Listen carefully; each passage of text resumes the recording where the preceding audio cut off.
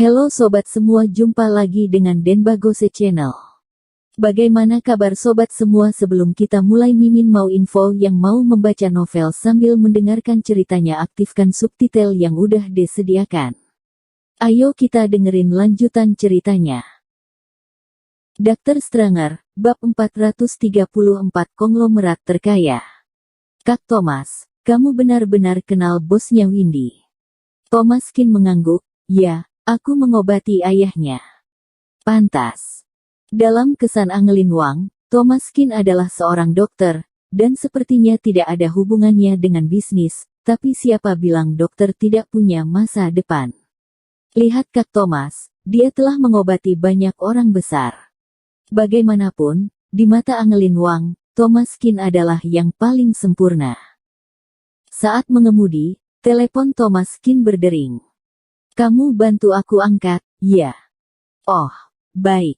Angelin Wang dengan patuh mengangkat telepon dan menatap nama di atasnya. Selika He. Siapa Selika He? Khawatirnya tidak ada yang tahu. Pemilik real estate keluarga He, konglomerat terkaya nomor 1 di negara ini.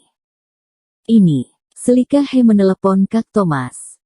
Apakah hanya nama yang sama? Thomaskin berkata, angkat dan tanya dia ada apa.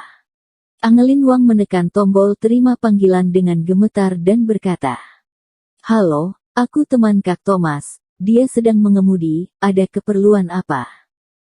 Selika He membeku sejenak dan berkata, tidak apa-apa. Aku ingin mencari Tuan Qin untuk makan, tidak tahu apakah nyaman. Thomaskin mendengarnya juga dan berkata langsung, boleh, kamu atur tempat. Aku akan pergi dengan temanku. Oke, sebentar lagi aku akan share lokasinya di ponselmu. Setelah menutup telepon, Angelin Wang masih bingung. Dia tidak bisa mengenalinya lewat suaranya, lagi pula, dia juga tidak mengenal Selika He, dia hanya sering melihatnya di TV dan tidak begitu akrab dengan suaranya. Angelin Wang ingin bertanya apakah Selika He ini adalah orang yang dia pikirkan, tetapi dia ragu-ragu sejenak dan tetap tidak bertanya. Segera, alamat Selika He dikirimkan. Itu adalah restoran kecil dengan lokasi yang sangat tidak mencolok, tetapi sangat mewah. Tak perlu ditanyakan lagi, itu pasti milik keluarganya lagi. Keduanya pergi ke restoran dan masuk ke ruang pribadi. Di dalamnya, ada seorang pria dan seorang wanita. Wanita itu adalah Selika He. Angelin Wang melihat wajah asli Selika He dan wajahnya terkejut. Ternyata benaran adalah orang terkaya Selika He. Bukankah ini terlalu dibesar-besarkan? Orang terkaya mengundang Kak Thomas untuk makan malam. Mungkinkah Kak Thomas benar-benar pernah mengobati orang terkaya? Meskipun Angelin Wang tidak pernah meremehkan Thomaskin, namun kali ini dia mungkin harus mengenal ulang Kak Thomas lagi.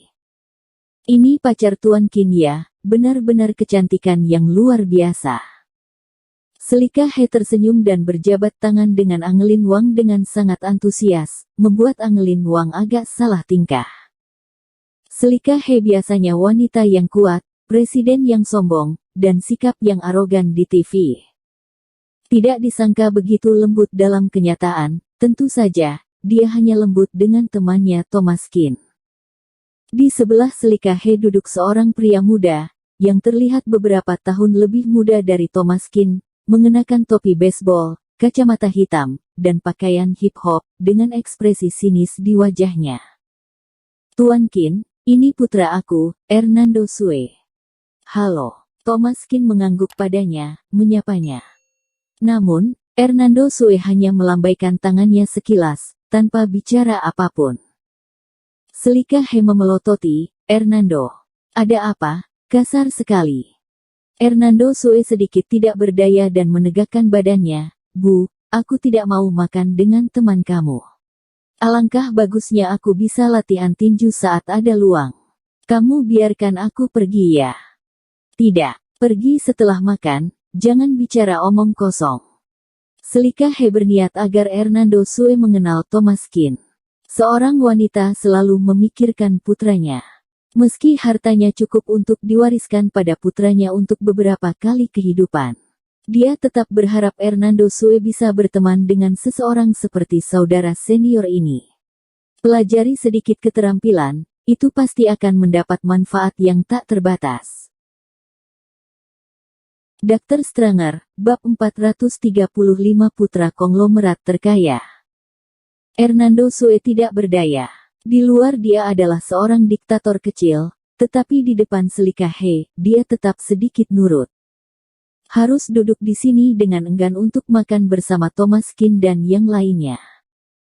Selika He tersenyum canggung, Tuan Qin, aku minta maaf, anakku tidak punya banyak kemampuan selain menyukai olahraga sepanjang hari, konyol bagi kamu. Thomas Qin tidak peduli, itu baik untuk menyukai olahraga dan itu baik untuk kesehatanmu. Hernando Sue melengkungkan bibirnya, Bung, kamu tidak tua. Kenapa berbicara seperti ibu aku, kolot? Selika He memelototi, siapa bersaudara dengan kamu? Itu tidak sopan, panggil Tuan Qin. Thomas Qin tersenyum, haha, tidak apa-apa. Temperamen Hernando Sue cukup lurus dan menarik. Melihat penampilan Thomas Qin yang lembut dan lemah, dan bahkan berharisma orang terpelajar yang anggun, Hernando Sue tiba-tiba kecewa. Aku tidak berolahraga biasa, itu adalah kungfu Tiongkok, aku jelaskan pun kalian tidak mengerti. Thomas Qin tersenyum, oh, sungguh, kungfu aku masih tahu sedikit. Mata Selika He berbinar dan dia tidak mengatakan sepatah kata pun. Tentu saja dia tahu bahwa Thomas Qin bisa seni bela diri. Kungfu guru adalah yang terkuat di dunia. Kakak kedua, Juan Wang, hanya belajar sedikit saja sudah tak terkalahkan di ketentaraan. Saudara senior ini telah belajar dengan guru selama 10 tahun, dan kungfunya secara alami jauh di atas Juan Wang.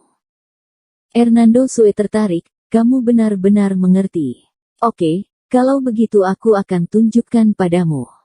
Setelah berbicara, Hernando Sue mengambil sumpit dari meja, memegang bagian bawah sumpit di tangannya, dan mengepalkannya. Lalu, dia meninju. Klik.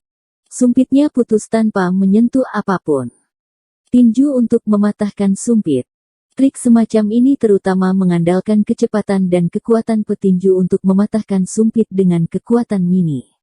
Bisa dilihat bahwa Hernando Sue masih sedikit memiliki kemampuan, dan sepertinya dia sudah menjalani sedikit latihan. Tapi hal semacam ini terlalu pediatrik di depan Thomas Qin. Hehe, lumayan. Melihat sikap Thomas Qin yang acuh tak acuh, Hernando Sue sangat kecewa, dia sepertinya juga tidak mengerti. Bersandar ke belakang, dia kembali bersikap malas, terlalu malas untuk berbicara.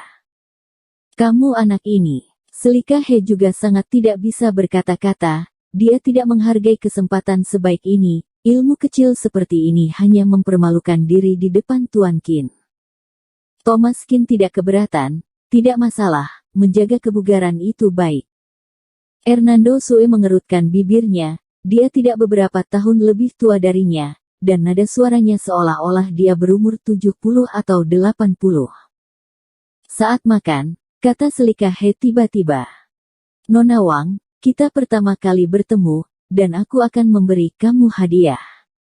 Ini adalah kalung yang aku beli di luar negeri sebelumnya, dan menurutku sangat cocok dengan kamu. Angelin Wang merasa agak kaku, sungkan sekali.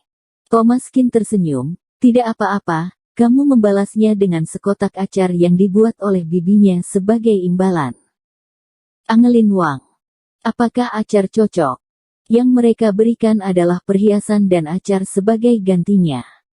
Selika He tersenyum, wah, aku memang suka makan acar yang dibuat di rumah.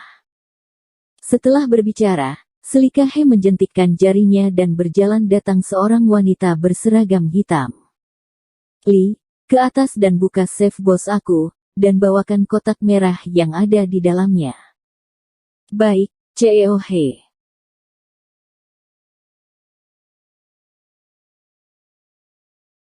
Bersambung. Terima kasih kepada kalian yang telah menonton video ini. Jangan lupa tekan tombol subscribe-nya dan nyalakan notifikasinya untuk mendapatkan video-video seru lainnya dari channel Denbagose.